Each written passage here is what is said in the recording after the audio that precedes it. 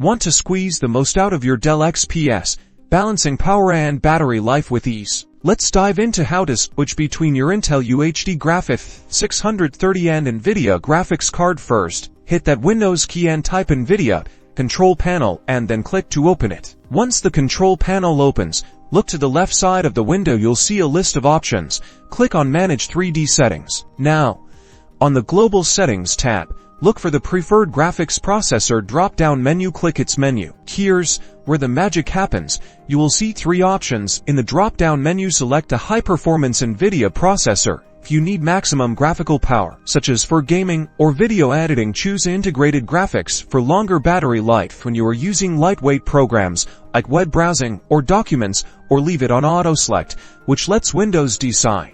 After making your selection, hit apply in the bottom right corner. It's as easy as that. Remember that performance and battery life depend on which card you choose. By using these simple steps, you can now officially select the proper graphics card depending on the task at hand.